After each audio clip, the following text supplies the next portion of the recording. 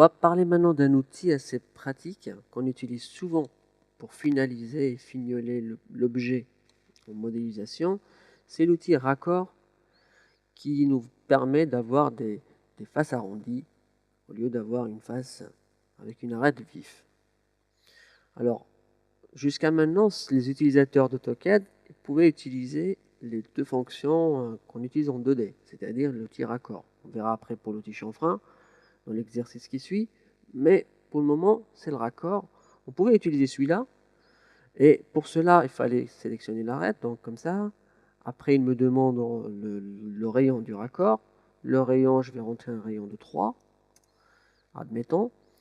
Je vois que je peux venir et sélectionner toutes les arêtes au fur et à mesure, donc il faut faire tout le tour, sinon je peux prendre l'option qui s'appelle chaîne, donc je prends chaîne, je clique, et il me prend l'ensemble de l'arête qui fait tout le tour de la face.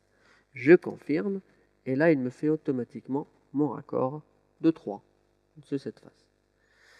Je reviens en arrière, je fais un CTRL Z, sauf que maintenant, depuis cette version 2011, si jamais je bascule dans la partie onglet solide, où ils ont essayé de grouper quelques-uns des outils qui sont consacrés au solide, où je vois plus ou moins avant, je remarque les primitives d'un côté, je remarque les outils qui permettent de faire de passer d'un profil 2D et faire un modèle 3D, quelques outils qu'on vient de voir dans les leçons précédentes de l'édition de Solid, mais là, ils ont rajouté deux outils, dont celui-là sur lequel on est en train de parler maintenant. En fait, deux outils, c'est ceux-là.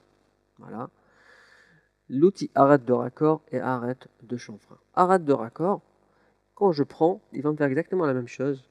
Je clique sur l'arête, mais remarquez la seule différence, c'est qu'ici, vous avez déjà un aperçu de la courbure.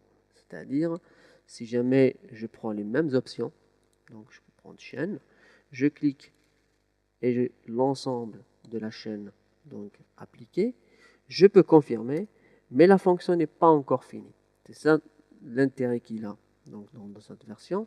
C'est-à-dire que quand vous venez et que vous prenez la flèche que vous venez de voir qui se met toujours sur une partie de l'arête, ça me permet de changer et de voir visuellement, disons, l'aperçu du raccord que je suis en train d'appliquer.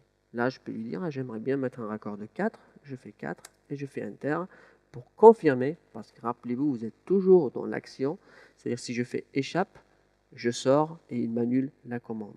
Donc il faut prendre donc, la commande arrête de raccord, je clique, je prends chaîne, je confirme, je demande 4 de rayon et je peux maintenant confirmer. C'était peut-être un peu plus lent, sauf que j'ai l'avantage, disons, de voir un aperçu de ce que je suis en train de faire avant de confirmer ma commande. Et là, avec cet outil raccord, il nous crée des faces supplémentaires, c'est-à-dire que l'objet va devenir plus lourd, c'est-à-dire que les faces, il y aura plus de faces, le fichier va peser plus, et c'est une opération de préférence qu'on exécute en fin de modélisation, c'est-à-dire pour vraiment finaliser mon projet ou finaliser l'objet. L'outil arrête de raccord, et on a vu que l'outil raccord qu'on utilisait en 2D fonctionnait de manière traditionnelle, mais il fonctionne très bien aussi. Mais profitez de la nouveauté pour pouvoir travailler.